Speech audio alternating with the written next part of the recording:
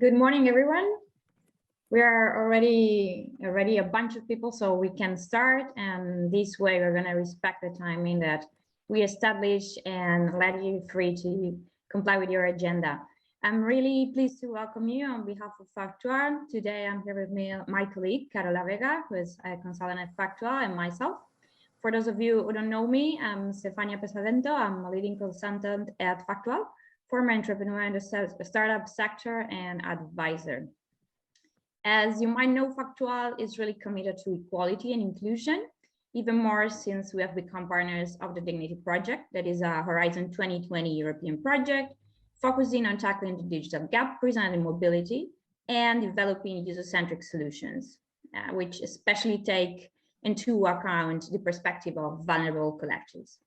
In fact, we have started developing a series of initiatives. This one is one of the first ones, so we're really thrilled to have you here today. And as a team, we really believe that these kind of initiatives are key to boost inclusion and equality. Today, we're sharing the floor with some recognized professionals at international level that are sharing with us best practices and projects they have implemented in their organizations. We're starting giving a huge welcome to Cristina Marola, who is gonna share with us lessons learned from the Dignity Project and the importance of intersectional analysis and inclusion-exclusion assessment. Maria Cristina is an international independent expert, and she's been a senior policy officer in charge of research and innovative transport system at the European Commission, Directorate General for Mobility and Transport. She was responsible for long-term R&I strategy, designing sustainable mobility, and carrying in particular the aspects of logistics and infrastructure. Thank you for being us, Maria Cristina. I let you the floor to share your presentation with us.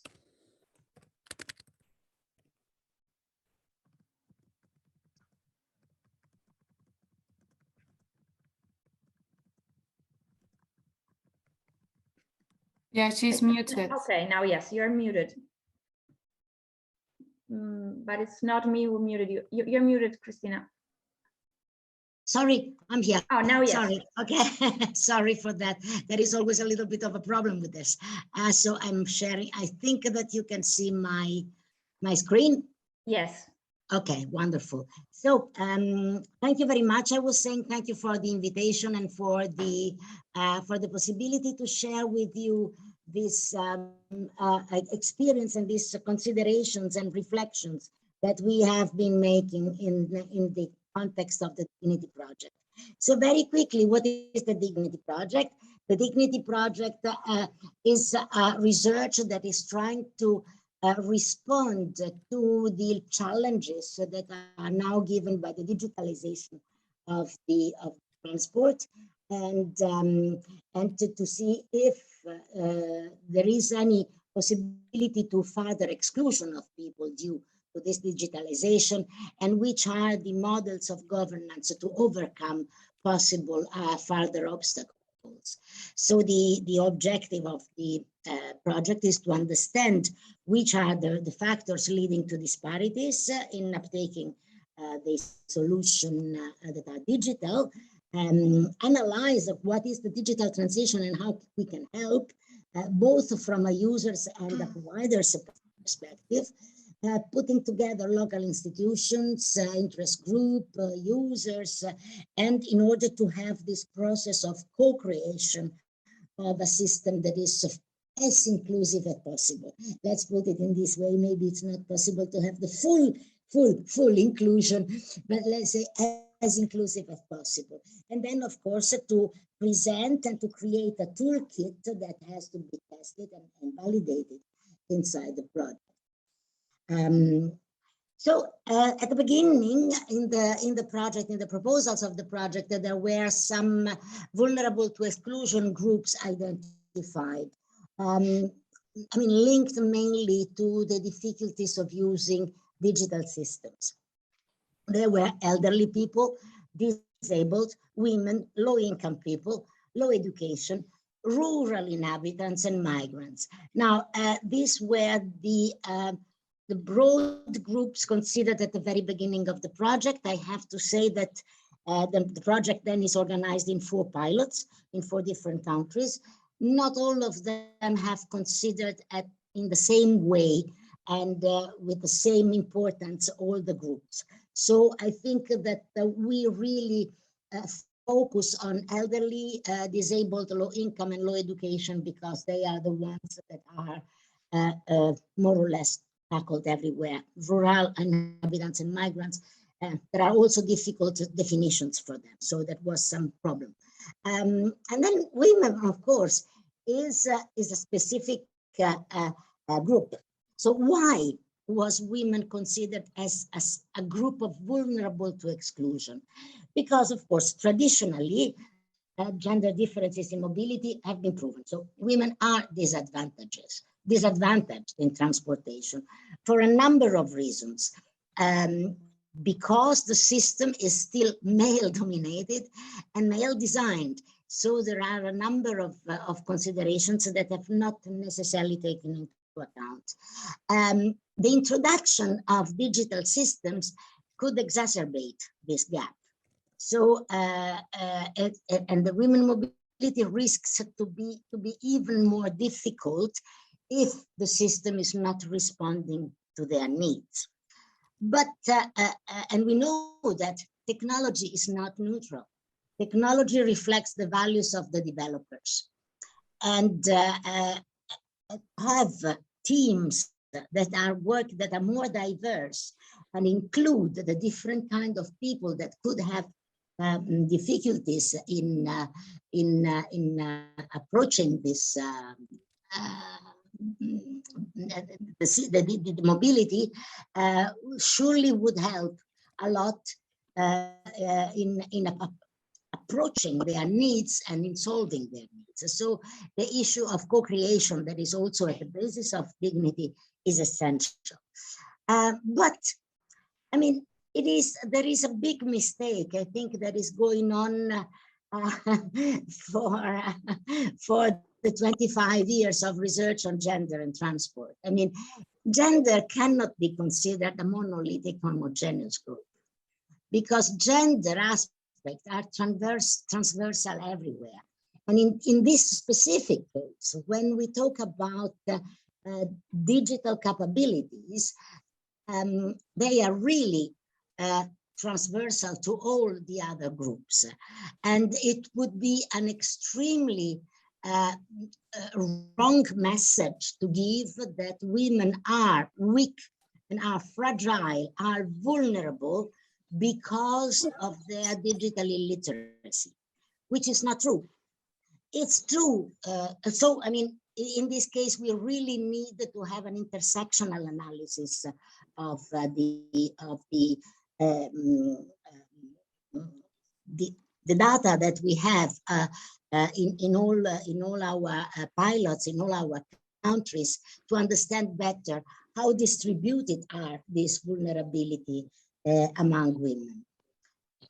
It's true that women are considered weak in IT, but also because of again, I mean, there is an extremely male-dominated sector. Wel een beetje verschut staan als ze mij gaf. Sorry? No, okay. And this gives a less visibility to the women that are involved in IT, and also contributed to the low level of confidence that women have in their capacity to acquire and use digital systems. That has been proven, and that is the research that I quote here, that boys consistently express higher self-confidence across a range of skills. And on the other hand, girls tend to underestimate their capabilities.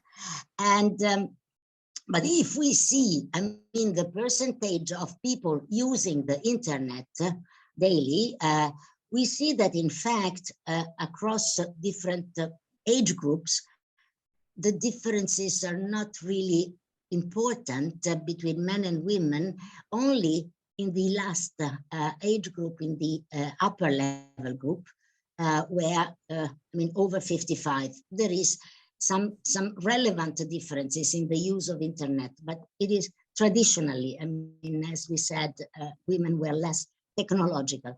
And of course, we also see differences according to the level of education. So low education women tended to use less or to be less confident. And well, there are a number of other reasons that we are starting to analyze. For example, they have less access to the systems.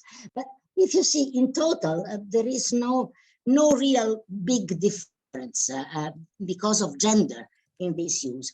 So is that a question of skills? Not really, because again, if you see the differences in skills, low basic, above basic, along the different age groups, again, only in the group over 55, we can see a few significant differences, but overall, the skills are the same. So there is not a question. We had the same analyzing our data in dignity. Analyzing the data for Italy, in this case, we saw that if we put the group women as a whole, it of course represents more or less the same amount as the total of the population. Also because by default, the number of women is 50% in the survey. So, and is a weighted participation. So the total group doesn't say a lot. If we break it down along the other groups, then we can see some differences. Because we can see, for example, that in the confidence to plan learning with a digital system, elderly women are much less confident than men. People with disabilities, on the contrary, women are more daring, possibly because they are more independent. I don't know. That is something that we should analyze more in detail. And migrants as well. And there is also another thing. Migrants women very often are a carer for local families. So they really need to take care of other people, either elderly or children. So they must be able to use these things.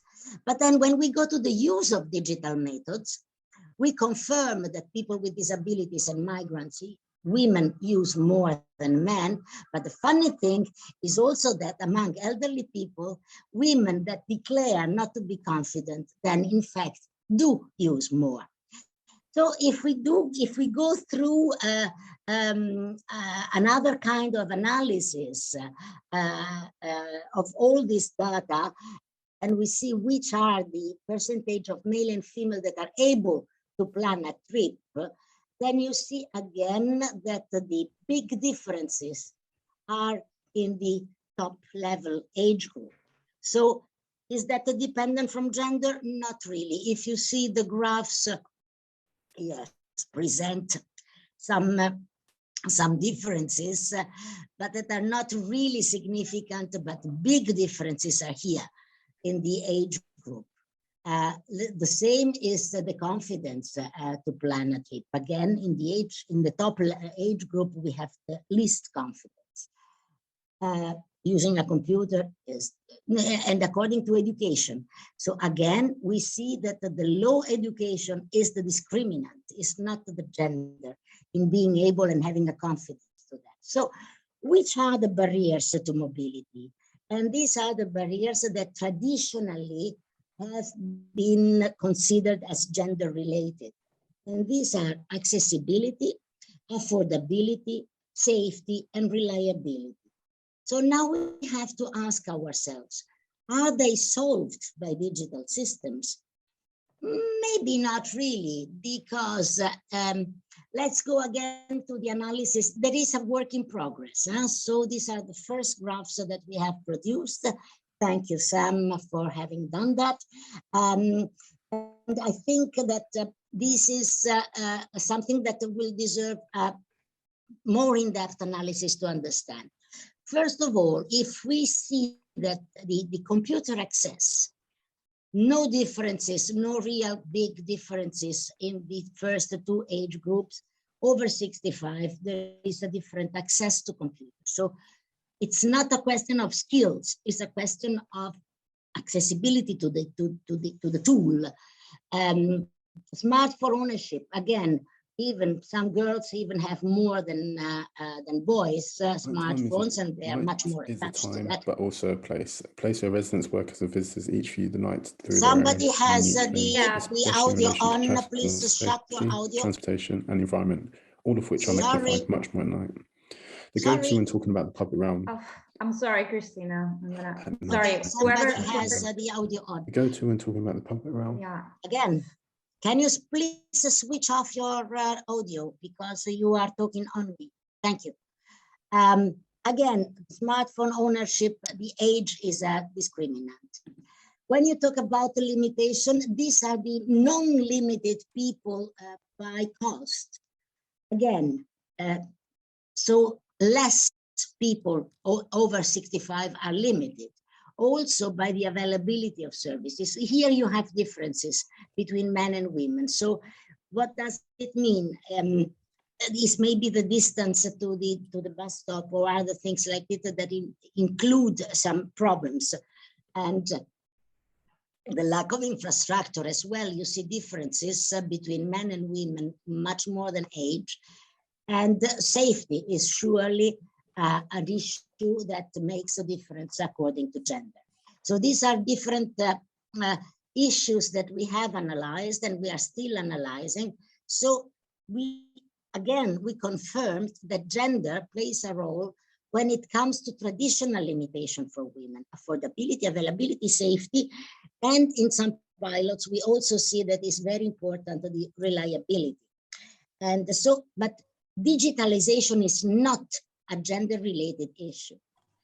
So how can we work to go in the direction to help a better inclusion of women in the system? So first of all, I think that the participation of women in the development and the design of the products and systems is extremely important, because then you can overcome some gender bias in the software development. Because I mean, as we said, I mean, the complex groups are the best performing. And on top of that, we also see that the organization with a higher representation of women have a better governance style, drive more creative and diverse innovation, and promote ideas, and that is important for us, that are more likely to meet consumers' needs and deliver also financial benefits. But I mean, I give you a couple of examples. That is a platform that I like very much that has been developed in Milan, in Italy, but I think it has been spreading around in other cities, and that is where it is a Google map or Waze made by women for women. So you rate the way you are going through according to the safety level and the pleasure level of going around. For example, if you have two alternatives, in one you have shops Christina, and bars. Yeah. Sorry, your time is up. Could you wrap up?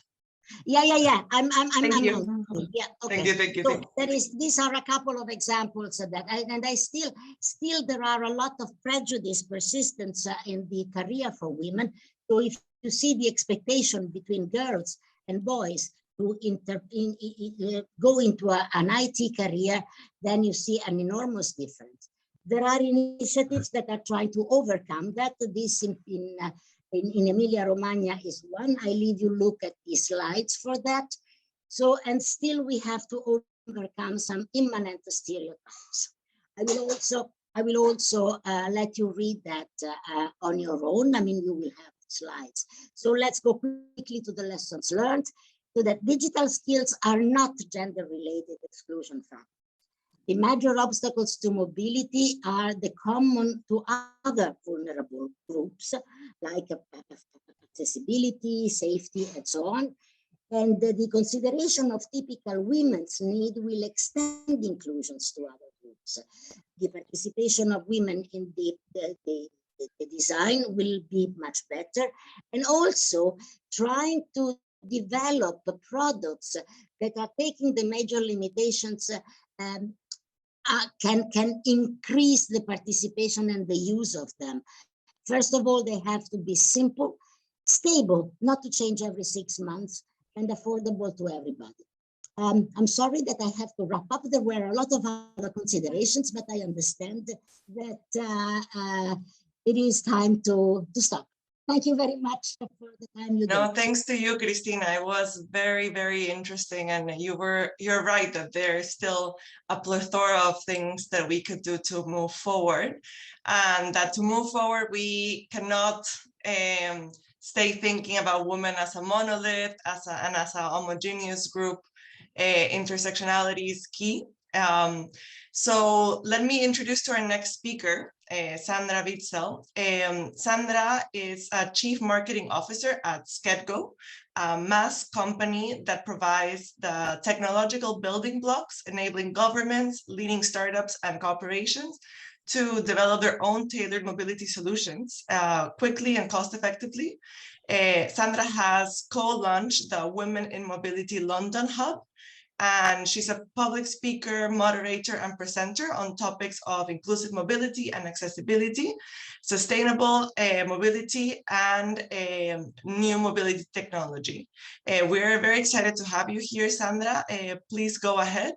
I wanted to remind everyone to please mute your microphone so we avoid background noise. Thank you. Thank you very much for that introduction, and thanks for inviting me. I'll just share my presentation.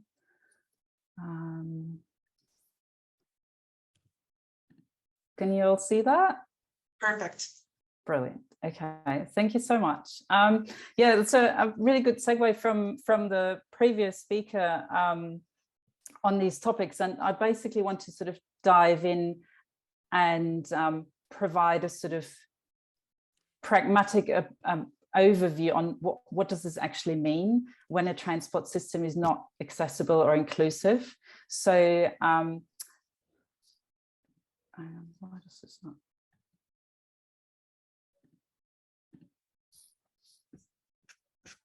So we've already had a quick introduction of Sketgo, so I'll just, for the sake of time, I'll just skip over that, and I'll put my stopwatch on as well. But basically what I just quickly want to say, sort of where we stand as Sketgo. So we're a mobility as a service platform provider, which really means we provide the tools for others to create their own mass systems. But what we're also doing is we're trying to take mobility, or the mobility experience, out of this one-size-fits-all model that we're currently still working with, and moving it into something that's tailored and individualized and customized, so that it really fits the user's needs, and the user doesn't have to adapt to the transport mode, but the transport offering adapts to what the user actually needs. So that's what we're working on really hard. And so just to set the scene in terms of disability in the EU, I speak as a disabled female transport user myself. So I experience our transport systems every day, and the frustration they come with. Sorry, Nathan, can you hear me? You're not on mute. The biggest impact. Nathan. Sorry, Nathan, you weren't on mute.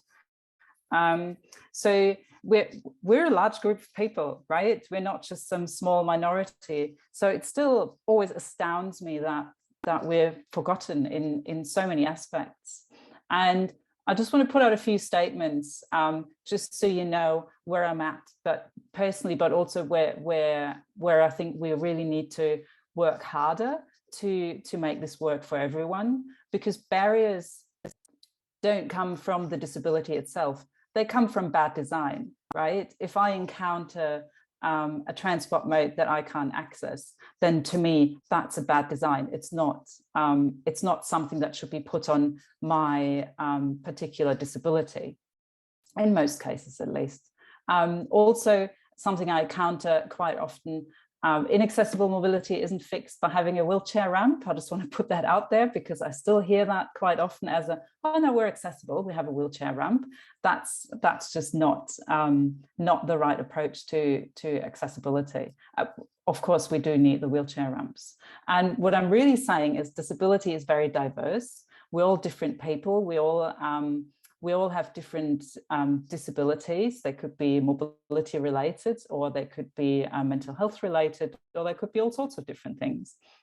And in the transport universe, that looks like this. So there's, for example, this blind transport user, Dr. Amit Patel, that I follow on Twitter, who quite often shares his experience in getting around. And there are problems with electric vehicles, not giving off enough sound. There are problems with e-scooters not being accessible. There are problems with just generally being able to get around as a wheelchair user or as a disabled person, because everything takes much longer and is also quite often more costly.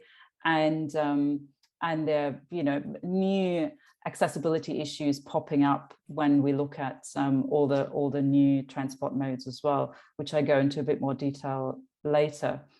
So then we look at gender, because obviously I want to bring the two topics together. And I really like this statement from an article on the womeninmobility.org website. I highly recommend you look it up. There's some great resources in that article as well. And what the previous sort of connects to what the previous speaker said, mobility is not gender neutral, but it's shaped by the male perspective. So again, what does that actually mean for women when they use transport and when they use public spaces? And it means we have quite a different experience, and that's not positive. We experience harassment on transport. We experience new transport modes that are not female friendly. And we experience public spaces that are not safe for us. And we're just not present enough in the workforce as well to be able to create this. So influences of female mobility, and again, the previous speaker touched on that already. Women still do most of the unpaid care work. Women are more likely to travel with small children, elderly relatives, do the grocery shopping, and do the sort of general errands. Women are often poorer. Women are more likely to work part-time. And because of all these reasons, women more often than not don't have a straightforward commute. They don't leave the house, go to work, and then leave work and go back to their home. They do more what we call trip chaining. So their travel behavior is very different. And then obviously we have the aspect of harassment that we really have to keep talking about.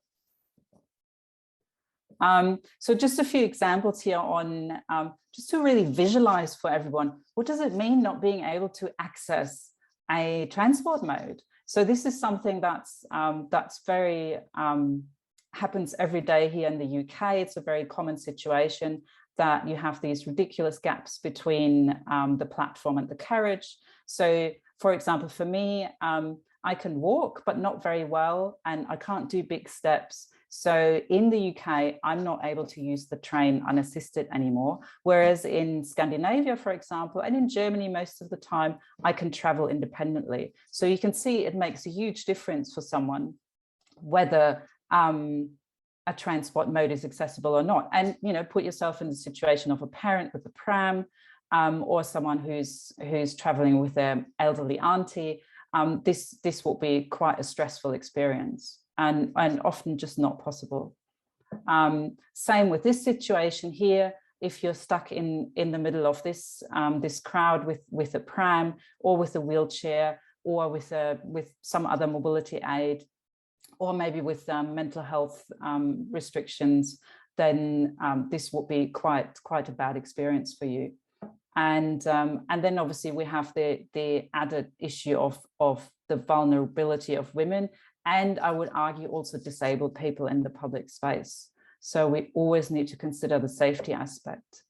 And then I just want to highlight how, because often I hear the argument, oh, this is because we have old infrastructure here in the UK, and that's because the trains are not accessible. It's all old infrastructure, and we can't fix that very quickly, which I think is just it's really an excuse for lack of priority and lack of funding. But then I'd also argue, let's look at the new transport modes and how accessible are they. And I found this image here of this really funky, amazing autonomous shuttle, which looks brilliant. But then I look at the step and I think, well, I'm not going to be able to get in there. And I look at where the rail is positioned inside the carriage, and I'll be like, well, I couldn't even reach it, and it wouldn't help me if I got out. And yes, there might be a ramp, but then who operates the ramp, and who decides the ramp comes out if it's an autonomous vehicle? So there are just lots of problems around new vehicles as well. And this is another example where I'm just flabbergasted that it's being used as an example for accessible mobility, because if you look at how tiny that ramp is, and if there wasn't an elevated pavement, this person wouldn't be able to get in. Someone with a pram wouldn't be able to get in. Also, how is the safety aspect solved for women in autonomous vehicles where there's nobody to turn to when harassment or a dangerous situation occurs? So there are all these issues around new modes of transport, where again, we're making the same mistakes. We're not considering all user groups, and we're not considering these really large groups of people that are disabled people and women. And so we look at EV charging stations that, like these examples, they're not wheelchair accessible. Are they in a safe location? I don't know, I can't tell that from this picture, but would you be comfortable as a female to charge there at night? Is it well lit? Is it a visible location? And then we have the new e-scooters, which are really great modes of transport, but totally inaccessible for large user groups as well. Now, obviously, it's not all bad. How am I looking for time? It's not all bad. There's some really great examples out there where things are being done the right way. So Vienna has a dedicated department for gender mainstreaming. And so they include gender and inclusion in all aspects of city life. And I think that's one of the reasons why Vienna pretty much always is on top of the list of best cities to live in when these rankings come up, because it's just so easy and safer to get around.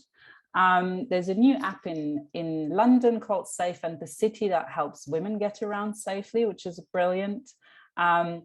I obviously threw Sketgo in there as well. We work really hard on accessibility routing, and we have safety routing planned for the future. And then there's some other really interesting examples. I really like these Will Power chairs. They're doing a co-op with Bird in New York at the moment, where you can just rent these very cool looking chairs, which would make, for example, taking your elderly auntie to the doctor a lot easier. And then I recently worked with Voy and Women in Transport. They just published a gender equity report as well. So, so there's some really good things happening. And just to sort of come to the end of my presentation, so I tried to come up with a model on what we need to do to avoid having to constantly retrofit our mobility models. And our mobility systems. So why don't we, from the start, have the right regulation, put the funding where it needs to be, and consult with advocacy groups, so important, so that we create awareness, encouragement, but also the right pressure. Without pressure, these things are just not going to happen. But if we have this mix of awareness, encouragement, pressure, I think that's really then where the magic happens, and where everyone will look to work to make new technologies, data, and design accessible and inclusive for everyone. Because we're all going to be 85 and fragile at some stage, right? So why don't we develop the mobility systems for our older selves today? It just doesn't make sense to me. So just to wrap this up, what can you do? So everyone can do something about this. prioritize this in all aspects of your work, assuming you all work in the mobility sector. Consult with, or even just follow the experts. Twitter and LinkedIn are such fantastic resources for that. Find people who work in accessibility, who are advocates for accessible mobility and inclusive mobility. Follow disabled transport users on Twitter. It's an eye-opener. It's really fantastic. Stay up to date with the research. There's so much great research coming out. Challenge your thinking. Ask yourself, is this good enough what we're doing? Create a team of advisors if you can, and contribute. Join networking groups like the Women in Mobility UK, the Women in Transport. Talk to advocacy group. The information is out there, and you can really change things in your own work if you want to. There's also a really great institute here in the UK called the Research Institute for Disabled Consumers. They've got a pool of almost 3,000 disabled consumers that they do research with. They're fantastic if you want to start early in the process, which I highly recommend. And then I've just got a list of resources here just to finish that off if you want to have a look at these. There's some really great information in here as well. And that's my presentation. Thank you very much. Thank you so much, Sandra. It was really interesting and such an enlarging perspective that I really, really appreciate, and I'm sure everybody here is appreciating. I'm gonna go to the next speaker. I'm gonna introduce you to Javier Carvajal Naranjo, that is gonna share with us best practices to boost equality and accessibility in Madrid. Javier is head of the Mobility Planning Department at Ayuntamiento de Madrid. He's a civil engineer, and he has been technical director of sustainability and mobility at Ayuntamiento of Fuenlabrada for 16 years. So a huge experience and absolutely a great perspective he's going to share with us. Welcome, Javier. Do you want me to share your presentation, or do you prefer to do it your own? Good morning, Stefania. Good morning, everyone. I'm going to share my presentation. So again, I had it ready. So first of all, of course, I would like to thank Factual for the invitation to the city of Madrid to participate in this webinar. Of course, I would like to introduce a little bit the city of Madrid. Madrid is the largest city of Spain. We have 3.2 million inhabitants, and now is the second most populated functional urban area in the European Union. And of course, it plays a key role in the country economy, also of Spain, because 6.6 million of inhabitants are living in the regional area. Well, when we talk about equality and inclusion, it's important to put in context of our in our organization about the planification with the strategy Madrid 360. This strategy that was presented in September. It was presented in September 2019, and it defined the objectives and identified the specific action to be implemented in the coming years to transform Madrid into a more sustainable city from an environmental point of view, but also from a social, territorial, and economic point of view. The aim of this strategy is to improve the air quality through three big areas, like is transforming the city, mobility, and administration. The strategy focuses on 6 points, like sustainable, for the sustainable of Madrid. Just to remind you, you're not sharing. You are aware, right? Oh, sorry. I thought you were presenting the presentation. No. I can't do it. Sorry. No worries. Thank you very much. Now, sorry. Not yet. Not yet. Sorry. No problem. If not, I just start talking without. Okay. Now you're starting to Now share. I'm starting. Yes. Okay. Yes, We can thank start you. from the beginning. Just it was like. No worries. Okay. I think I'm sharing. Yes, you are. It was now.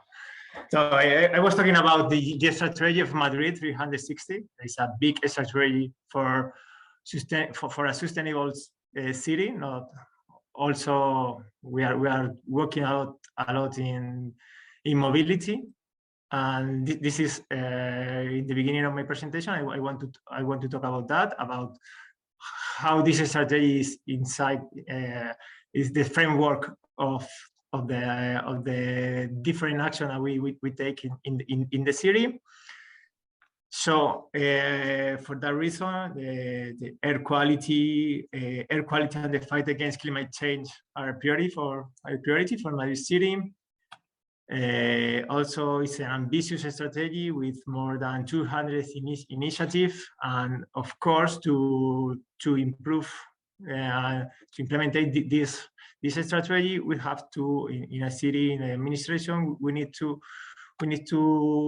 create the regulation for develop the strategy.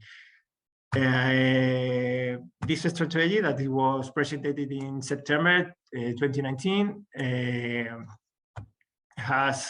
we have developed some other documents, the roadmap towards climate neutrality, that it was presented in May 2021. In March 2021, we approved the ordinance on air quality and sustainable. That this ordinance introduced restrictions on the circulation of the most pollution vehicles and provide for the progressive creation of a low emission zone through the city. It also creates low emission zone of special protection in 2 areas with greater pollution problem, like it was like in the city center, in the core of the city, and another in another area. It's called Plaza Elíptica. It's an intermodal center of transport, and this is what we do. Also, in September 2021, we approved the ordinance of sustainability. Among other issues, there was the regulation governs air quality improvement plan and establish energy efficiency measures and the use of renewable energies in urban planning and buildings. And now, during this year, we have approved the plan of sustainable mobility. It's a grid plan with 10 strategic axes, 32 measures, 121 actions. We put the focus on the objective of in 2030, trying to imagine what we do during the next 10 years.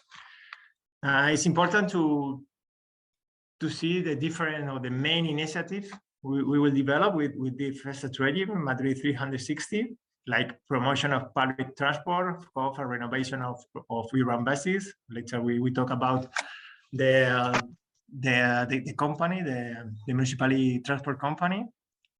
Over 2,000 buses will be renovated. Also we will try to ban the coal-fired boilers, and how I said, we will create the implementation of low emission zone, one for the whole city, and also 2 low emission zone of special protection.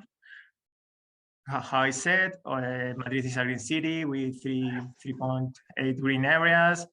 Also, for us, it's very important to create the expansion of the public bicycle service, and it's called Bicimat.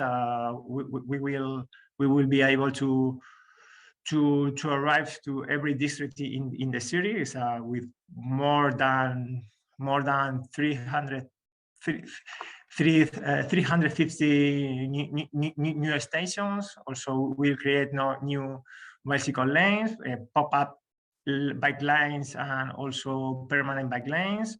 So this is a big plan with different actions. So, how I said, this package of regulation and measure will allow us to carry out the ecological transition process in a socially fair way and transform Madrid not only environmentally, also territorially and economically sustainable city. And of course, it's very important how I said that all these documents are totally aligned. In this first part, I was talking about the strategy, and now I would like to put the focus on different measures, yeah, physically, not only for urban planning, and also for our transport company, for our municipality transport company. So, how I say, and you see, in Madrid, there are every day using metro 1.9 million passengers a day, or for using municipal buses 1.4 million. You can see the big effort it is.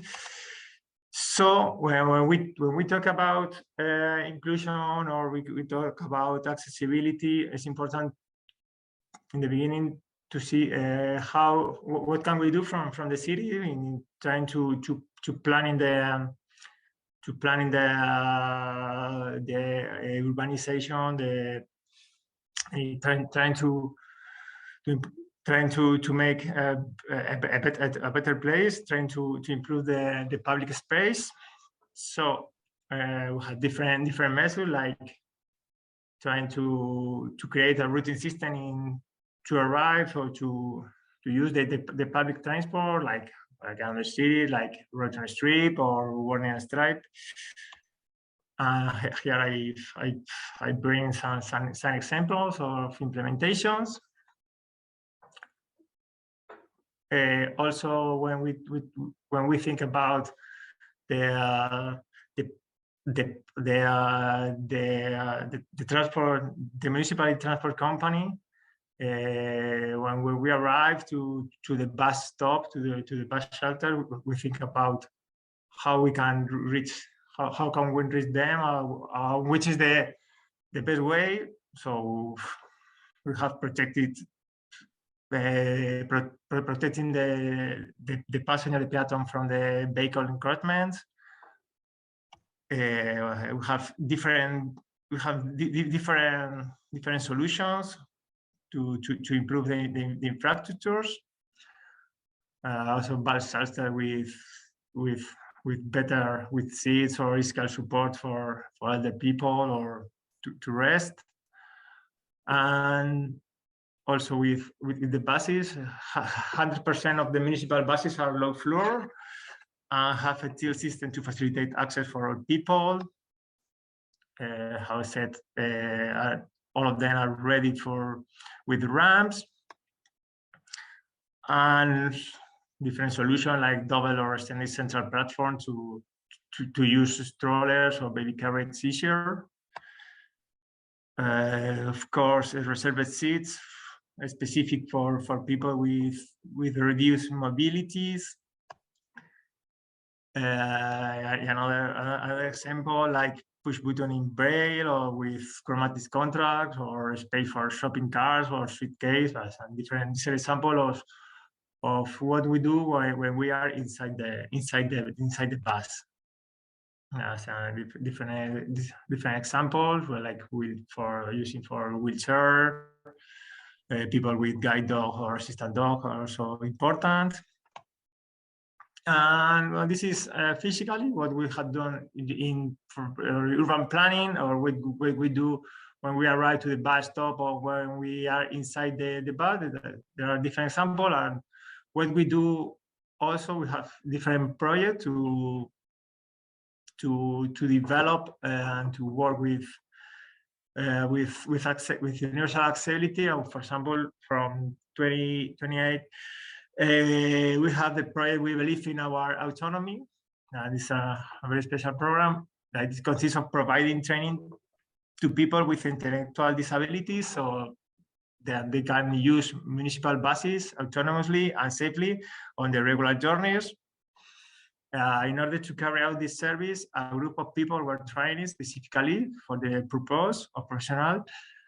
And it's great because it arose in response to a mother who contacted the municipal transport company when her family condition changed and she could no longer accompany her intellectually disabled son to school in the morning. So this is it was created in this case to respond, and now it's working after more than 10 years. Well, also working on universal accessibility, there are different new technology. Of course, we have to work with new technology like SMS service with voice recognitions,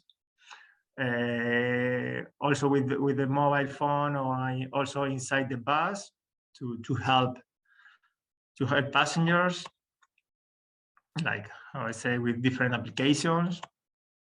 Website also with variable messaging panel. When you are outside, you're waiting for the bus. You have also different kind of get the information.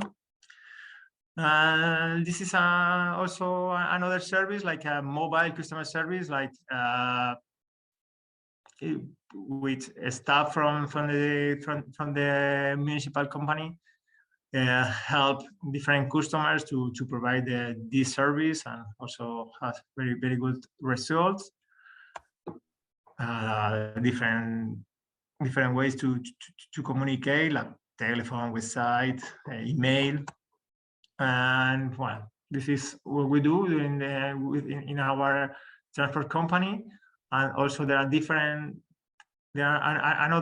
another new action that, for example, this one is on-demand stop for women and minors with or night intercity buses. That this is a new service that started in November 2020. Okay, and this is carried out by the Public Transport Authority in the whole Madrid region. It was a pioneer initiative here in Madrid region, and I make it possible to request a stop at any point along the route of the line on the urban areas. Which the objective is to improve the safety of women and minors by reducing the journey and the distance from the stop. And this project is extended to 4 interurban night bus lines and covers town with more than 10,000 inhabitants in the whole Madrid region. Also, we from November 2020, we have in the company, in the municipal transport company, we have another project, like it's called Women and Safe Transport Observatory. That all of these points that we've been talking in this day are over the table, like study and implement measures to promote women's safety when using public transport managed by the company. And the final objective is to propose concrete and tactical action to promote public transport as a safe place for women. Of course, for Madrid, accessibility and equality is a priority. So we need to work in the future years in this way. Yeah. So thank you for your attention. This is. Thank you so much, I Javier. stop sharing. We have a question from Sandra that we will ask you during the Q&A session at the end of the webinar. Yes, and please, for all the other attendees, if you have any questions, please write them on the chat, and we will have a Q&A session later, as Estefania said. Thank you, Javier, for your presentation. It was very inspiring to hear tangible results and also examples being implemented in a city like Madrid. Now we're going to move to the next speakers, representing the two leading organizations at the international and European level. First, the International Association of Public Transport, UITP, and also the EIT Urban Mobility. And they both will discuss leadership and female participation in the public transport industry and share experiences and initiatives from their organizations. First, we will hear Lindsay Manchini. Lindsay is a manager at UITP. She has a wide experience in the topic of mobility, having served the organization for the past 17 years. She manages all activities related to public transport security, the association's activities, and is in charge of looking after the members in North America. Next, we will have the pleasure to welcome Celeste Regla. Celeste works at EIT Urban Mobility, a community of EIT. For the ones who not know EIT Urban Mobility, it is an independent EU body set up in 2008 to promote innovation and entrepreneurship across Europe. She is leading a program to scale women-led startups across the EU. And she has a background in industrial engineer and a career specialized in managing mobility projects and business innovation. Lindsay, please, the floor is yours. Thank you very much. Thanks for the introduction and hello to you all. It's really great to be here. I'm just going to share my slides and you can tell me if it works. Yeah, okay, very good. Perfect, so, it works. Good, great. I clearly have sent you my old bio. Thank you for the introduction, but actually my role is a little bit different now in UITP. I'm the head of the Secretary General's office, which means I accompany the Secretary General on pretty much everything that the association does. But it was good that you mentioned my previous role, which was looking after all security related topics, because it's very much related, as we've heard from some previous speakers. The perception of safety and security, especially amongst women and other vulnerable groups, is very much part of what we're discussing. So a lot of my background for this topic comes from there. So and I want to just give a shout out also to our the other speakers. It's been super interesting so far, and from Madrid as well, I can tell you from the UITP perspective that a lot of good stuff is coming out of Spain at the moment, in particular in terms of gender equality, in terms of the different actions and initiatives. So Madrid and other cities as well. So it's really great to hear from you. So I just wanted to very quickly introduce UITP. So we're the International Association of Public Transport,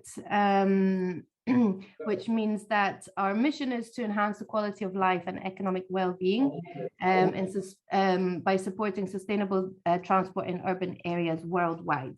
So that's our mission. And we firmly believe that public transport is one of the keys. Public transport and urban mobility in general is one of the key things that you need for a city to be livable and viable and pleasant.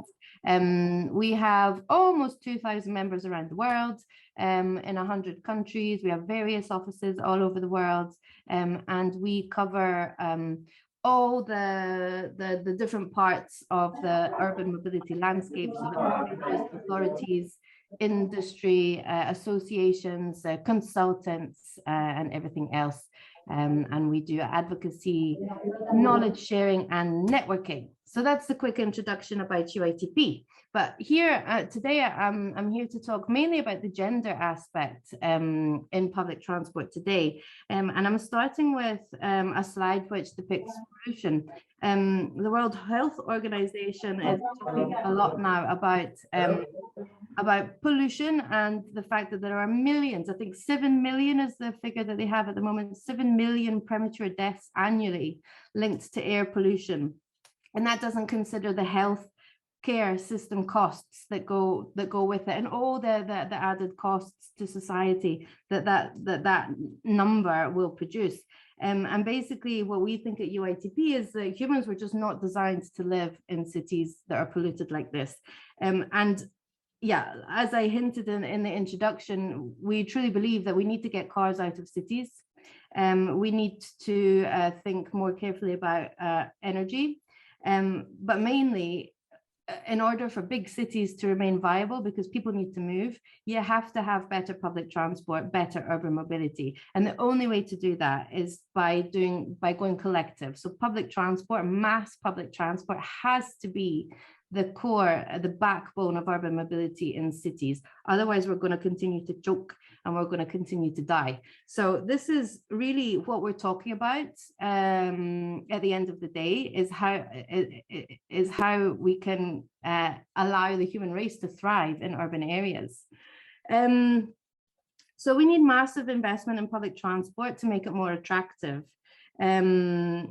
But the thing is, as we've heard today, public transport is generally being designed by men for men. We're talking often about old infrastructure as well. We're talking about old designs, and we're talking about a traditional sector, which is very male dominated. So this is a problem because, as we heard from Sandra, the traveling needs of women are intrinsically different to those of men.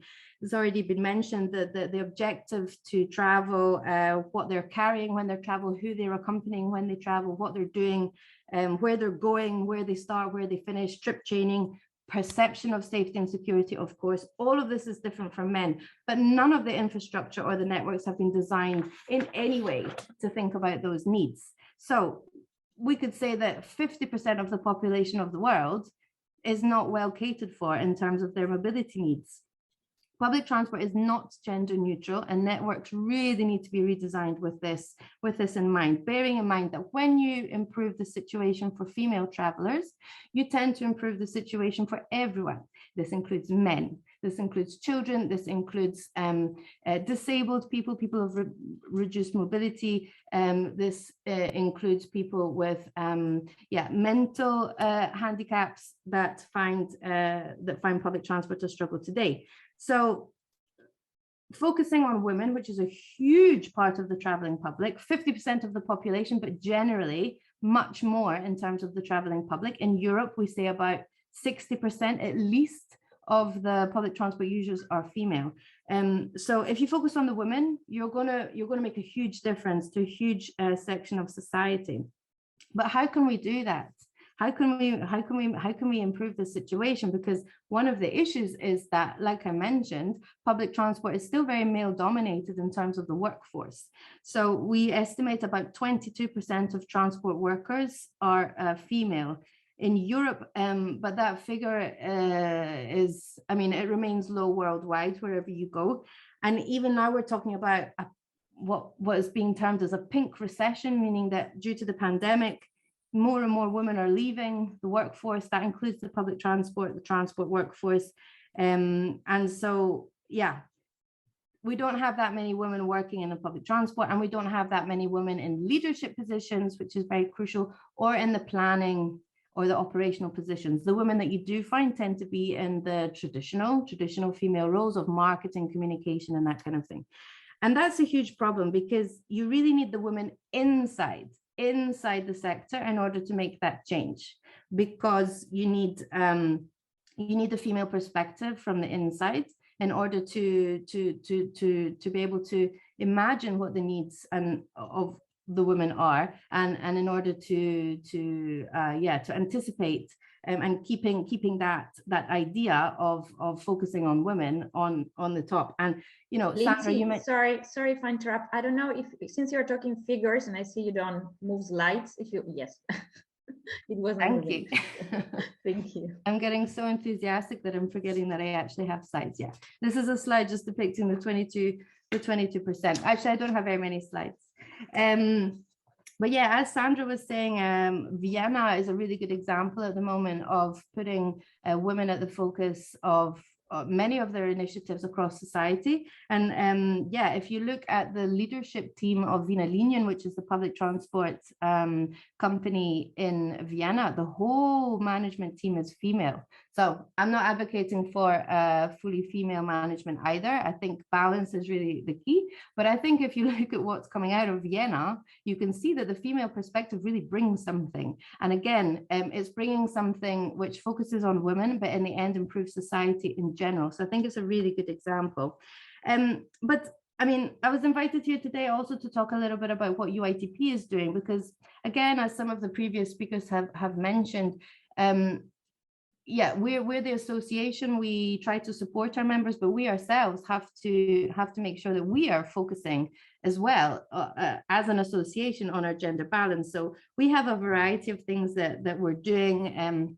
We have an ongoing campaign called PT for Me, which does focus on the gender aspect. And we revive this every year for different aspects. We have a working group on diversity and inclusion, which is made up of members. They exchange on the best practices. We have an awards for diversity and inclusion. We work with many bodies like the ITF, where we have joint recommendations with them about how to look after female workers, and we partner with the World Bank, with the other ITF, with UN Women, with a number of things, but also internally we have we're trying to keep our side of the street clean as well.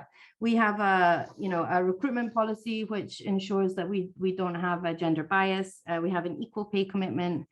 And then in terms of our activities, we have a no mano policy. So this means that when UITP is producing events, which we do a lot of, or speaking in events, which we do a lot of, we will refuse to either put together a mano, so men only on a panel, or we will refuse to speak at another conference if the panel is male only. And we've noticed that this really is a small thing, but it makes a huge impact and it gets people talking about it.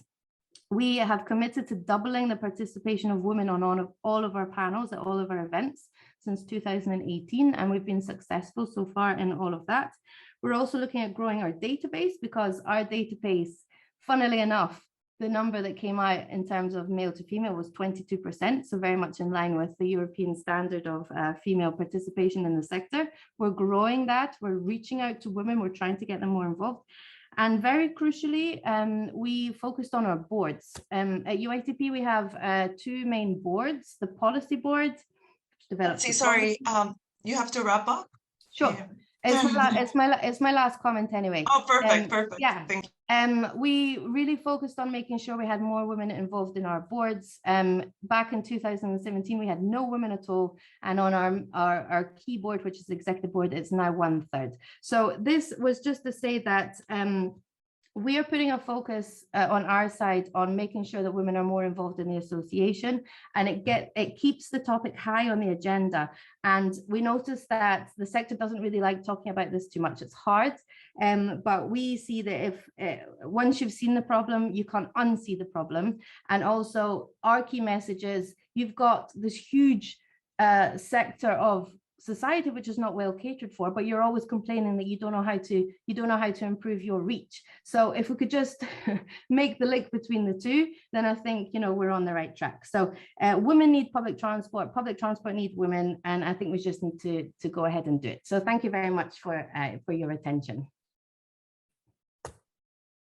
Thanks to you. And now we will move directly to Celeste.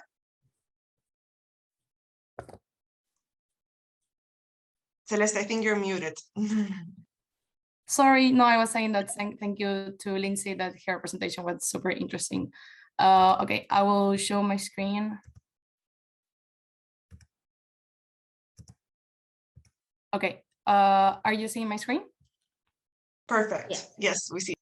Okay, well, I will give a brief introduction to the women entrepreneurship landscape in Europe and what the EIT Mobility Action Plan is to encourage more women into the entrepreneurship landscape, actually. So first of all, I want to do a small exercise, and I want you to picture a traditional board of directors, maybe into a large corporate. And I'm sure, or I guess that most of you have pictured something like this, like an oval table or with a top floor and men in suits. And then if you picture a high-tech startup management team, maybe you picture young women and men dressing casual and sitting in the sofa talking. But actually these two pictures are not that different, unless gender-wise, because there are not so many women in the startup ecosystem either. Actually, only 50% of the total technological companies are founded or co-founded by women. Across Europe, these are the numbers. And of course, this could be like biased by measurement methods. but we can assume that more or less these are the numbers. And this is not all, because actually only 6% of the total founded companies are founded by all women founding teams. So yeah, women found it's more difficult for women to start a company, but actually when they wanted to grow it, they have more mountains to climb. So there's so many things that they have to go through it. We can see it in the capital they receive. The capital that these 50% of mixed teams receive is only 5% of the total money that goes into startups. And for the all women teams, it's only 2%. So actually 92% of all the money going to startups are going to all men teams. And this 2% is decreasing by time, it's not increasing. Even though that female-led and mixed teams perform even better, and we can see it in different studies. So why this is happening? We have found that many startups ecosystems reinforce these aggressive communication standards. So you need to have a high confident pitch. You need to find angels and address them yourself. So you need these extrovert qualities that normally are like a masculine way to communicate. And not all women have this communication skills. On the other hand, women focus more on or get attracted more to the social impact they can address with their startups. And when we communicate programs for acceleration or to scale up, we normally say how much are you going to increase your income instead of how much impact you're going to get. And this is addressing more men. Also, investors complained about the lack of inflow of female-led startups, but because they look on their same neighborhoods. We know that when you're investing, your decisions have to be made on trust. You have to trust your references and your network. And that's why you go until people that you know, and even the references that other startups give to you. Sorry, there is someone speaking.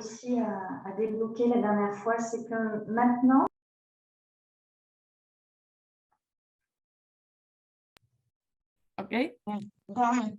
Go ahead, Celeste. Yes. Okay. So what I was saying is that when you need to trust your teams or the ones that you invest. So you normally go to the same startups that you meet, and they go to references to reference other startups, and this only gets to all other male-dominated startups. On the other hand, we find that female founders tend to be asked different questions in the pitching than men. Women tend to be asked questions related with prevention, to safety, what can go wrong, and men tend to get asked questions related to promotion. So what kind of gains that they are going to achieve or accomplishments. And studies have found that startups who get asked promotion questions raise more money than the ones that are asked prevention questions. There are studies that even say that it's 7 times more. So this is really affecting. On the other hand, we know that developing a powerful network is a key strategy for your career advancement, and women's network are just not that powerful as men's.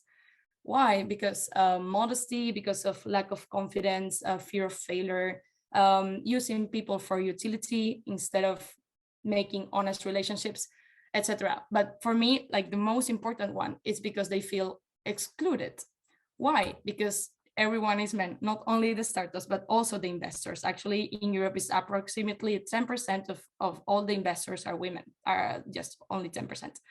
So imagine walking into a room full of men, being the only woman. It's not, you don't feel comfortable. You feel you don't fit in. So this is one problem. On the other hand, it's normal that people get attracted by alikes. So men feel more attracted to do business with more men because they just feel reflected. Finally, right now, the way it's done with startups and investors is that you engage with angels over drinks, like in an informal way. And normally this is the setting. So this also disposes possible sexual awkwardness. And it's also because we don't have enough women as investors. Finally, the traditional ones that education is not fostering girls to study a technological career or to have an entrepreneurship mindset. And finally, that when you do build a startup, the startup normal age is around 35 years old, where you have normally more children. And we know that even in Europe, women have more responsibilities regarding family. So what can we do to change this? And what the EIT Urban Mobility is doing right now? First, we think that we have to start from the beginning to encourage more women to study technological careers and to have an entrepreneurship mindset. We are participating in one program called Girls Go Circular, which is a learning program teach to professors in schools. So we teach to professors and the professors teach to the people in the school. With different activities focusing on promoting leadership skills and also acquiring competences about circular economy. We are also bringing this year a co-founded program called Female Innovators in Urban Mobility Program, which is to give more entrepreneurial mindset, to women regarding urban mobility.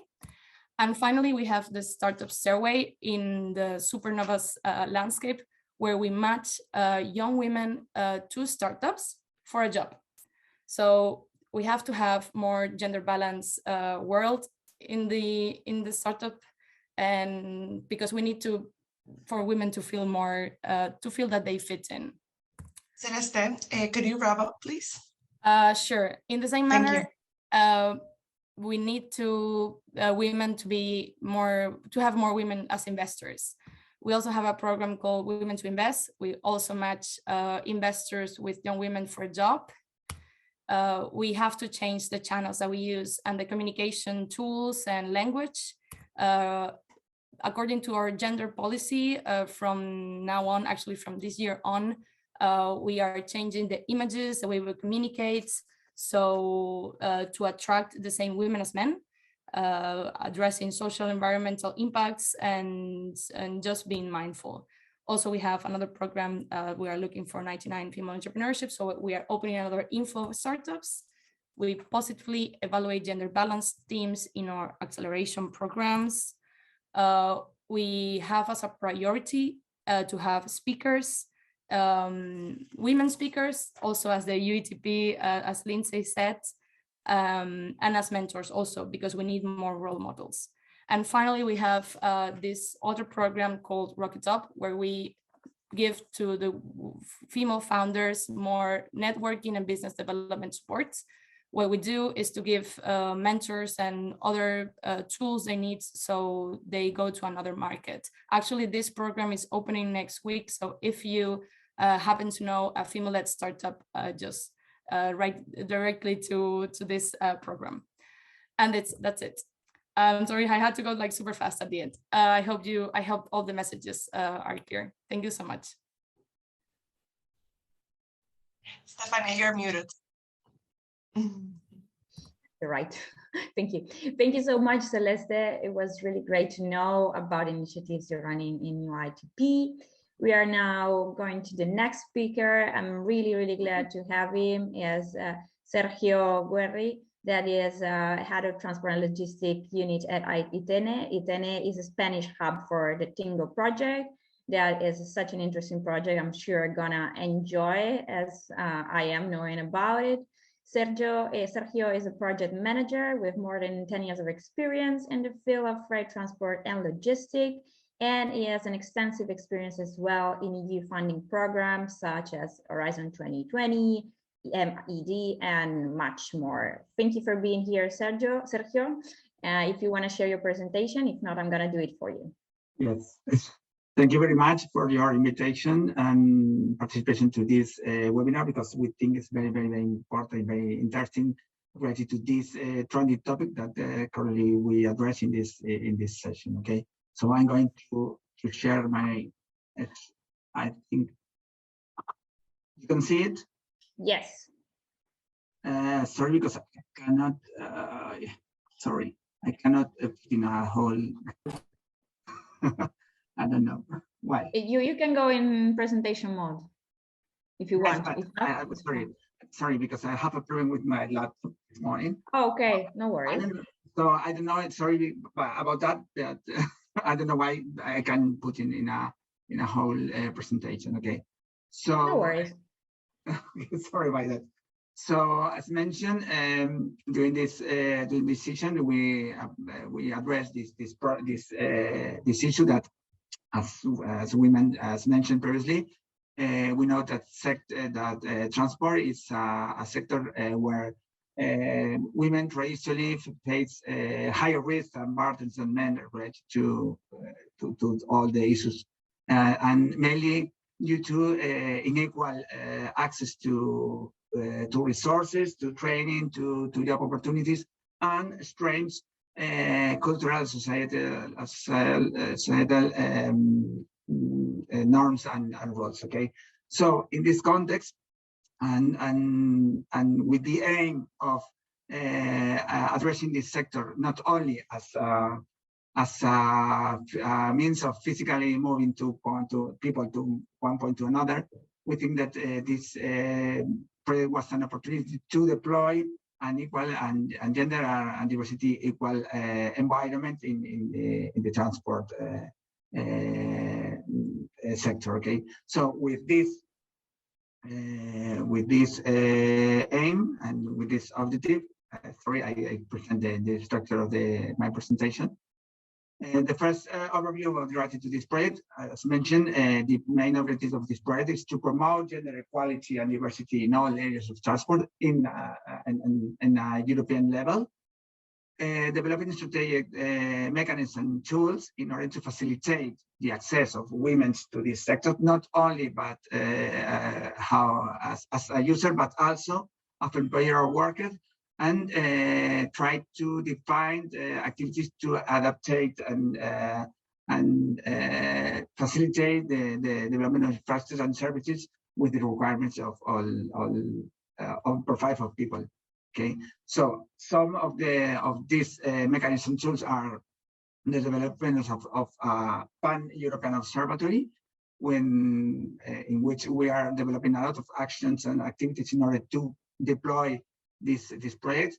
And the other one is the repository related to this project, when we can recover a lot of data in order to develop analysis and studies related to the current situation and what can be the activities or the actions in order to develop. Okay, so what more about the project? So this 3-year project was developed by a consortium of 20 partners from 3 different countries, and was led by the University of Coventry in UK. And in order to deploy and develop this pan-European observatory, 3 different hubs related to different geographical areas were implemented in order to develop all the activities. One of these, as you can see in this map, one of these hubs is the Spanish hub, and was led by them. Okay, so continuing, this is the list of all the partners, as mentioned, led by the Coventry University, and it involved very different roles of stakeholders in order to cover all the area, all the information related to transport activities. So next one, and related to the concept, it's a concept approach. What was the methodology in order to deploy all these activities in this project? Okay, so first one, the scenario, the hypothetical scenario was the smart transport. As you know, this is a concept that includes a lot of aspects and parameters, and the objective is to deploy or to develop effective and sustainable services related to transport, in order to increase the quality of life of all the citizens in cities. But also the additional activity to this project is to join to this vision the gender and diversity mainstreaming or gender and diversity point of view, in order to join both of these concepts. Okay, what is the methodology? What is the activity in order to achieve this objective? Okay, so the second one, the second step, sorry, is to develop intersectional analysis. Currently, related to gender equality or gender studies, only the point of view of women was included in order to develop this type of studies. Okay, so in this project, it was added, they were added, sorry, some other aspect related to characterization of people characterization as gender, sexuality, age, class, ethnicity, other parameters that must be included in order to have a global vision and overview vision of diversity. Okay, so and finally, what are the main results or outputs provided by this project? Some of these activities are the development of gender and diversity action plans. Actually, and mainly due to regulation or legislation mandatory, some companies, specifically related to with a staff amount of more than 50 people here in Spain, is mandatory for them to develop a gender action plan. Okay, and this type of activities only include the gender equality related of women or men. Okay, but in this case, in the case of Chingo project, we also add the different perceptions, the different other parameters and other aspects to be considered, as mentioned, such as age, class, ethnicity, etc. Okay, so finally we can develop different action plans, including not only gender but also diversity perception. Okay. The next one, what are the key indicators to check if we are developing our work in a good way? Okay, so all the activities and projects should be affordable in a realistic way, effective, also attractive, because we want to engage other companies and organizations in order to work with us. Sustainable, and last but not least, inclusive, because this is the main goal of this project. So some topics aborded are integrated innovation, education, labor, policies, training, etc. So we also address in this project all the different aspects to take into account in the sector environment. Okay, and related to the Spanish hubs, as mentioned, in order to develop this pan-European observatory, 10 different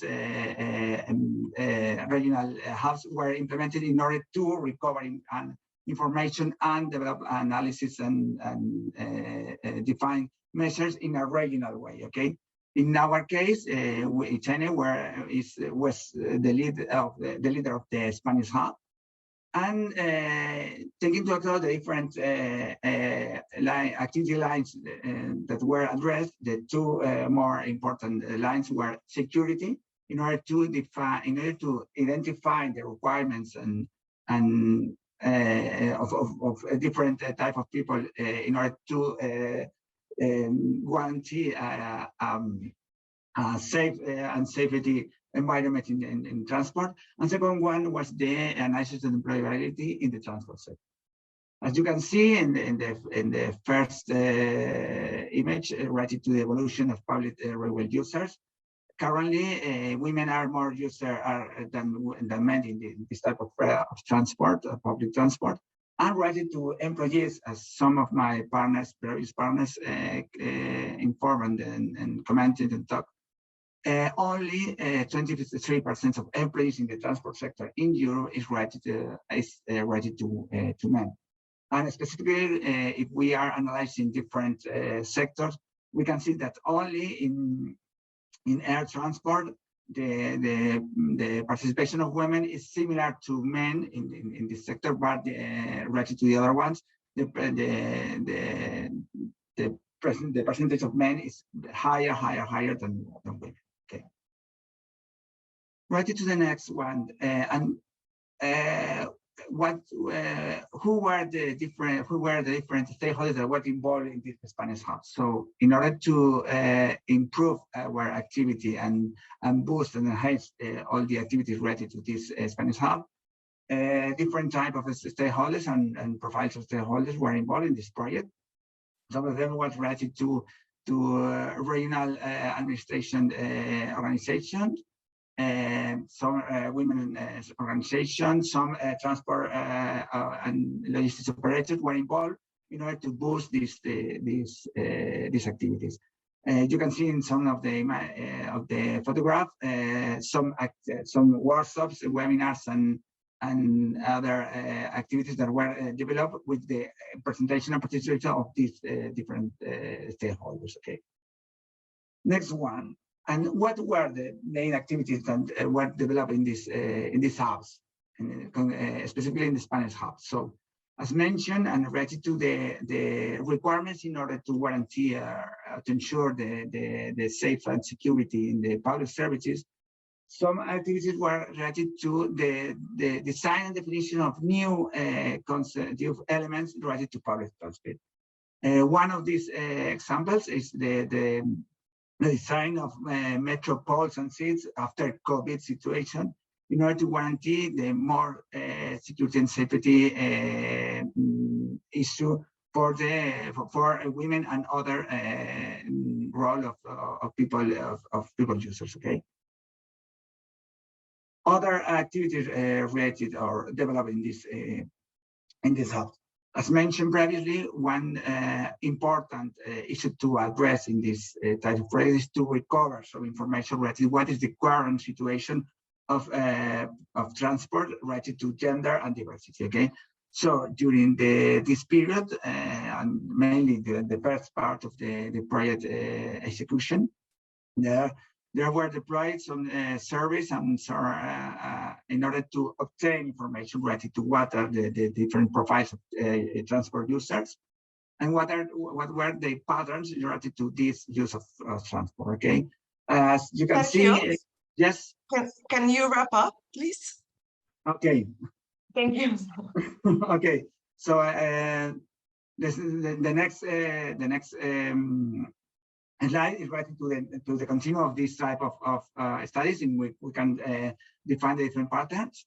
And finally, another activity line was the analysis of deployment related to women and men. As mentioned previously, this sector is mainly related to men and specifically related to high positions. There are few women that are situated in a great position in a company. So the issue was analyze why this happens and what can do related to improve this type of situation. And what were the main thing outputs? So as mentioned, one output activity was the development of gender and diversity action plans. And specifically, we contributed and participate in the development of this type of plan related to the regional, the Valencia Regional Railways organization. It's a public organization. And we try to analyze what were the main problems in order to eliminate gender-biased promotion activities. We proposed what were the recommendations in order to improve them. And after that, we developed a plan with a list of different activities in order to deploy this plan. Finally, what other outputs we can find in Tingo projects? We analyze different perspectives related to public transport services. We can find studies about what are the main training fields that we have to develop in order to achieve the smart mobility, the gender equality smart mobility activities, and we can find another studies related to this type of issues. Okay. Finally, what are the more important impacts in the this project? So the first one is to develop or to analyze what is the real situation related to gender smart mobility in order to identify what is a defined measure to pass them. The definition of gender and diversity action plan, because we think that legislation is doing it mandatory. Knowledge about what is the current situation, and finally to define strategies in a local, regional, national, and European levels in order to boost this equal environment. Okay, and finally, I'm sorry for my time. I want to invite you to participate with this project because although the project is closed and finished just 6 months ago, we are only recovering information related to that in order to continue with our studies.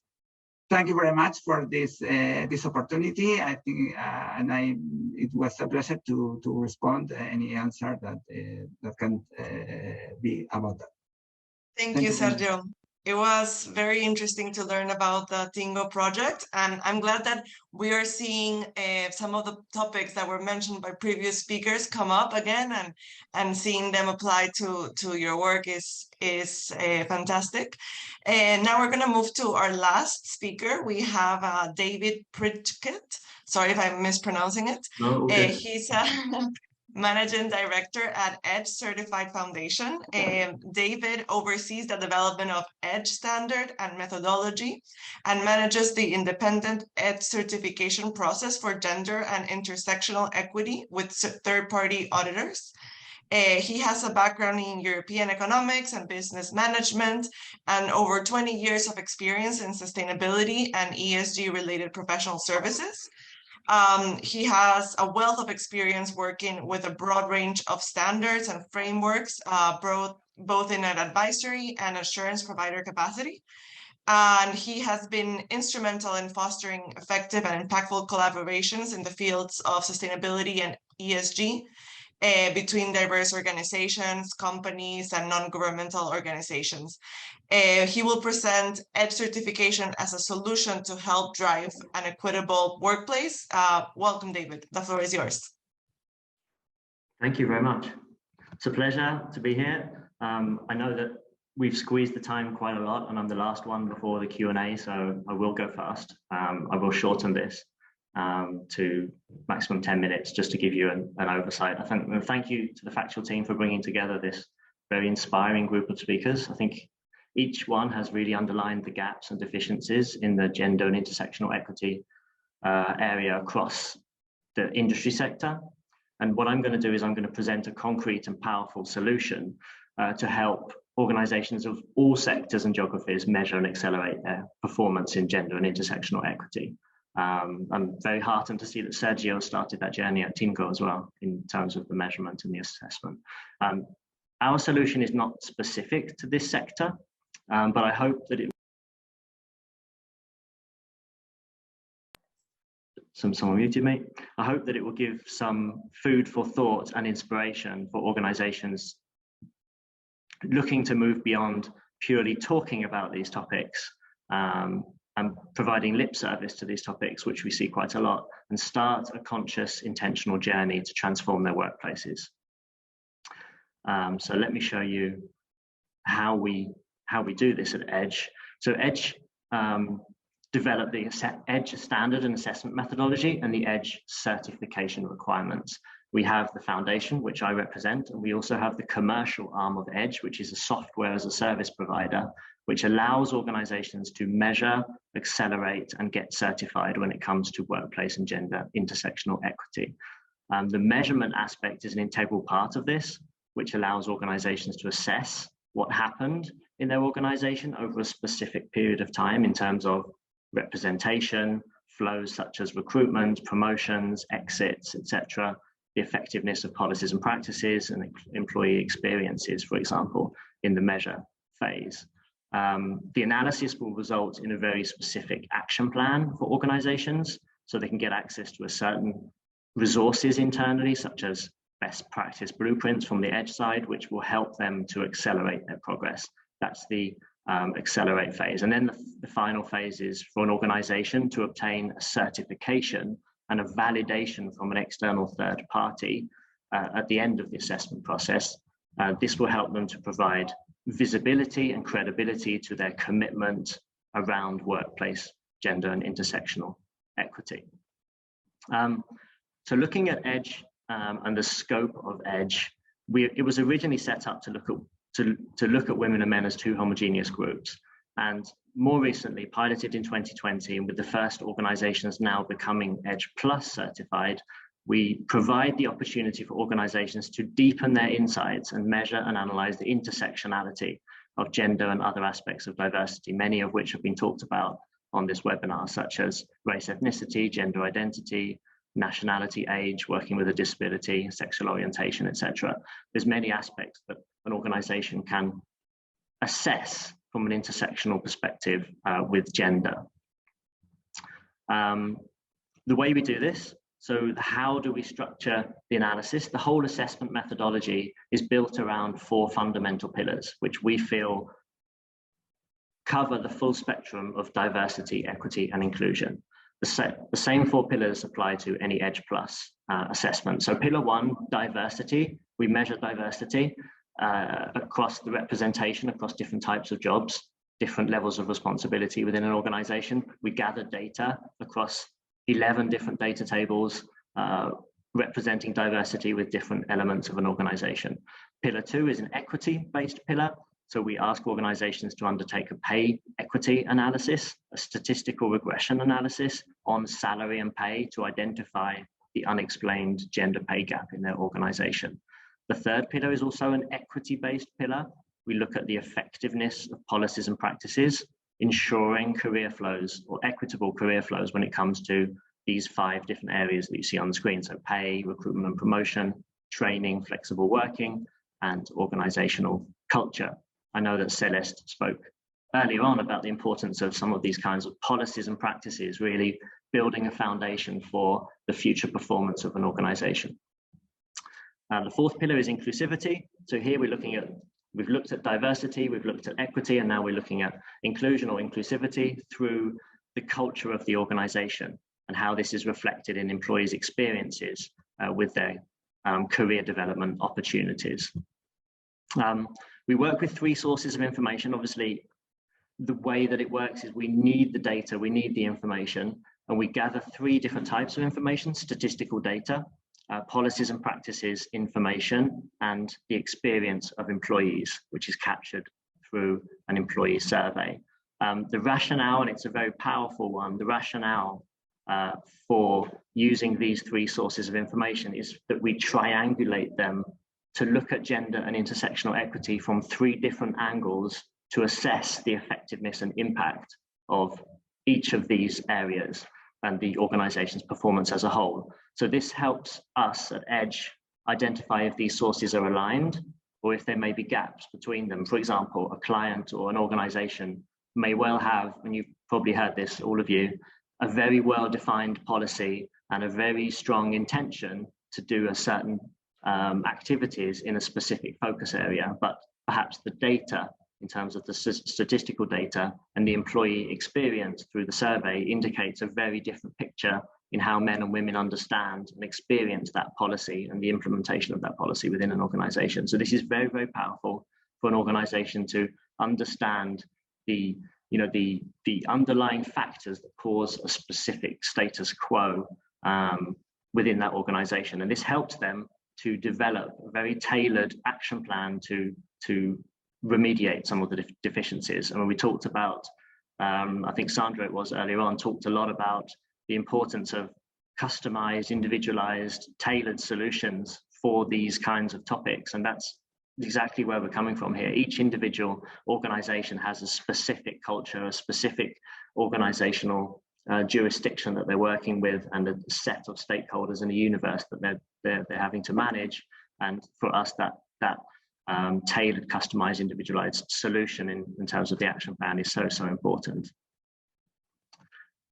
Amongst our clients, we have a very large set of organizations. Over 200 in the last few years have become certified, so in total 500 plus. We work with a wide range of different types of organizations, including publicly listed multinationals, suppliers of multinationals, UN agencies, central banks, international finance institutions, or pension funds. There really is, it's a very universal set of organizations who can use the EDGE gender and intersectional equity. The list of our clients is always up to date on our website. The transportation and mobility sector is very underrepresented in this space. Some of you won't be surprised to hear perhaps that, you know, not a lot of organizations are maybe engaging and really measuring and putting the data out there and holding themselves accountable to progress. There is one organization in Vietnam, so an airport services organization, who is EDGE certified. We talked a little bit about the pressure earlier on, and the pressure is a real key factor in actually making the difference and moving the needle. We see pressure from ESG investors. We are working hand in hand with partnerships with capital market indexes and key players in the ESG space to share our methodology so that they are also asking organizations to report on the same indicators that we are measuring as part of the EDGE assessment. So there's some synergies, there's some consistency in how these things are actually managed across the organizations. And finally, my final slide, just to tell you that EDGE is a more technical basis. It's a tiered certification system with 3 levels of certification: assess, move, and lead. This provides organizations who are in different stages of their journey, they may just be starting on their journey, for example, to work towards a gender equal workplace with the opportunity to get recognized for their performance and their efforts, irrespective of the level that they are at. So you've got the 3 levels there. And then you have the list of the 3 certification bodies that we work with, who audit the organizations in terms of the completeness and accuracy of the information which is going into our assessment and certification scheme, which gives integrity to the whole system. Anyway, that was really a very quick executive summary of EDGE, and I'd be happy to take some questions. I'm sure that it's important to leave time for questions for everybody. Thank you, David. It was really, really interesting, and I really consider this tool as a fundamental one to advance faster and smoothly to a more equal and accessible, I would say, world. We're going to give space now to some Q&A that we have collected through the chat. Of course, feel free to add any other question you might have. The first one we have is for Javier, and it's about, it was from Sandra, and it's about drivers. Are you, Javier, as well giving some trainings to drivers in terms of accessibility? I don't know if Javier is still there. Maybe we can move to the next Yes. one, and yeah. Yeah, this one is for Sandra. Sandra, do you know any interesting cases an adaptation of scooters to make them accessible? Yes, I do. So firstly, there is the pilot that I briefly mentioned with the Will Power Chairs and Bird. So they're basically in New York City, I believe. They're basically meant to be used like e-scooters. So they're available for hire. But then there's also an interesting example of San Francisco. So I lived in San Francisco when e-scooters first came onto the market there. And it was fascinating to watch. It was a bit of a train wreck, unfortunately, because San Francisco went from 0 e-scooters to e-scooters littered everywhere within weeks, because 3 companies launched at the same time. And the US is a bit more liberal in a lot of ways. So a lot of the times companies do things first and then ask questions later.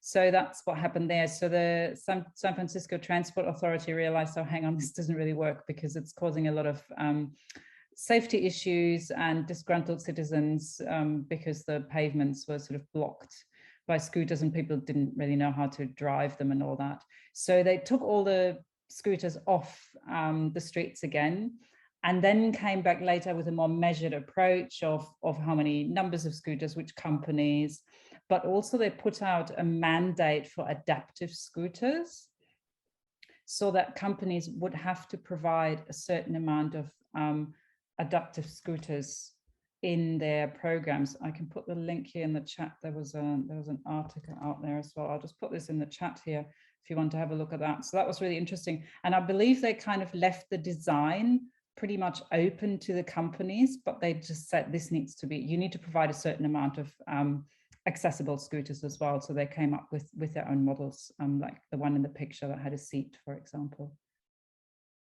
Okay, thank you so much, Sandra. We have a third question. This one is for David, and it's regarding GDPR. How do you deal with GDPR issues when collecting data from individual employers? Is the personal information also collected? Yeah, fantastic question. This is a real elephant in the room for organizations such as ourselves who are collecting data and analyzing data. Now, the way that we do this on an aggregated and anonymized basis purely. We are collecting elements of personal information, but everything that we collect is anonymized and aggregated. So all of the data tables are aggregated numbers. All of the input sheets that the organizations collect are aggregated and anonymized.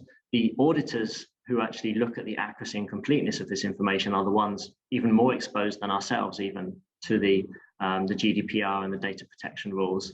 They have got very strict protocols around how they work, the type of information that they're able to take away, the type of information that they're able to use to substantiate some of the claims that the organization are making. And it is possible with the current HR systems out there to anonymize a lot of that audit process as well, thankfully. But from our perspective at Edge, we don't hold any personal information, and a lot of this Edge Plus information is sensitive personal information in the eyes of GDPR, which is even more strict in terms of how organizations are willing to share this information with us. So everything anonymized, everything aggregated, and this is done on that basis. Well, thank you very much. So if we don't have any other question, it's time for me for the wrap up on the side of Factual and the conclusions. I see we don't have any other one. So I really want to thank, first of all the speakers. This has been really enriching. Stefania, we have one last question. Oh yeah, it popped up now. Go ahead. Maulud asked a question for Cristina, Lindsay, and Sandra. He says a lot of sexual violence against women in the public transportation are registered. For example, in France, 87% of women have been victim of sexual aggression. What is the solution? That's a great question. And I guess there's no easy answer to that. And in a way, we come back to the model that I shared earlier of regulation, advocacy groups, and bringing everyone together on the table to create that awareness, encouragement, but also pressure to improve the system. And as I said before, a big problem I see with autonomous vehicles, if they're going to be used for public transport, group transport, there is no solution. And a few years ago, I was on a live conference here in London, and there was a panel on automotive mobility, an all-male panel, and which I asked, so how are you going to solve the safety issue for women on a shuttle that is unsupervised? And there was a lot of mumbling, and policy will solve this. And basically there were no answers because I hadn't considered it. So that's a real problem. And there's some sort of advances in terms of technology where I believe there was some sort of trials where someone was sort of figuring out how to detect unusual behavior in autonomous shuttles that could then be reported. But I mean, you can't really just rely on technology there. So I really don't know. I think one of the answers is we have to work harder, everyone in the system, to try and improve this. Thank you so much, Sandra. I give you one last chance before my wrap up. So if there is any other question, a couple of seconds for everybody. I quickly answer that as well, because I joined Sandra with this reply. It has been proven that, for example, closed circuit TV in stations and so on do not work.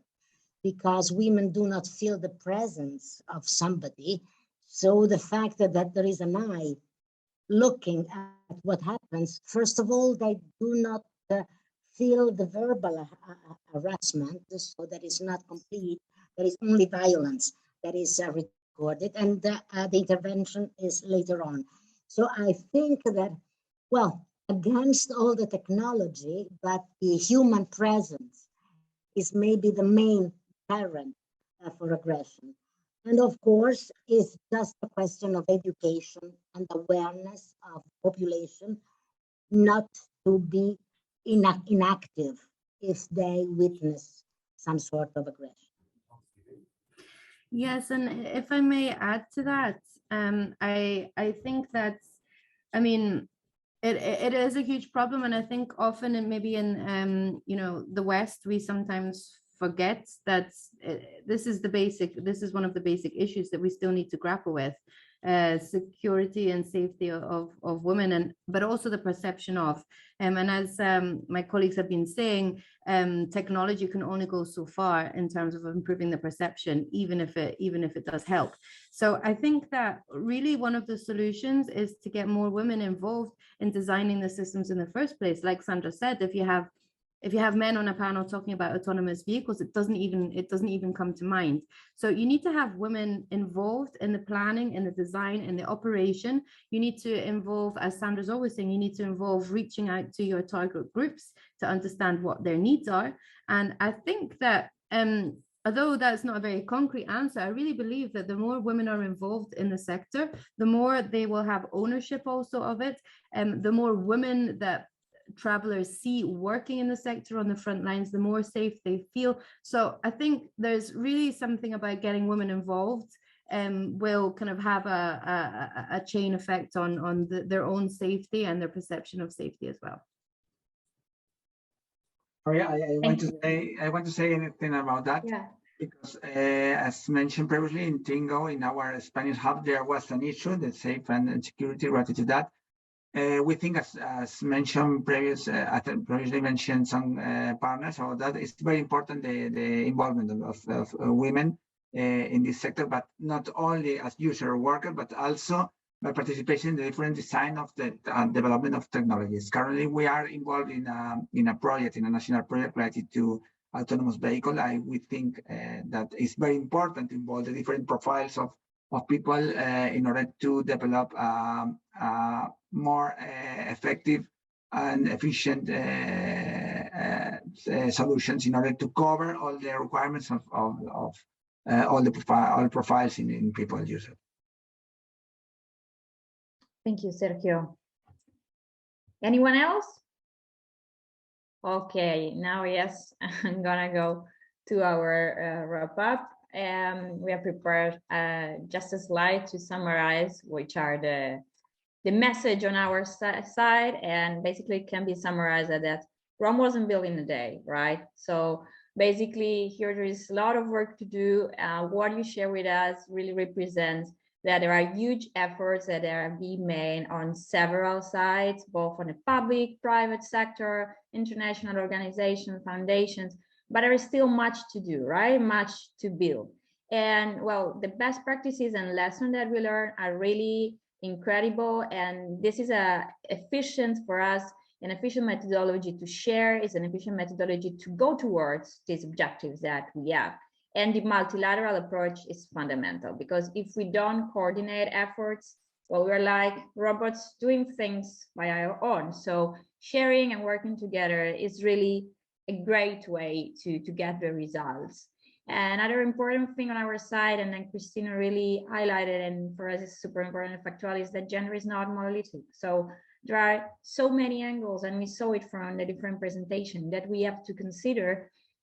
And all these angles are really all very important. On our side, as I was mentioning at the beginning, we are working in order to make a series of initiatives on accessibility and gender. And well, I'm gonna try to involve all of you in this, because it's gonna take part of our efforts at Factual, and we really hope that we can make these next steps towards a more equitable and accessible world together.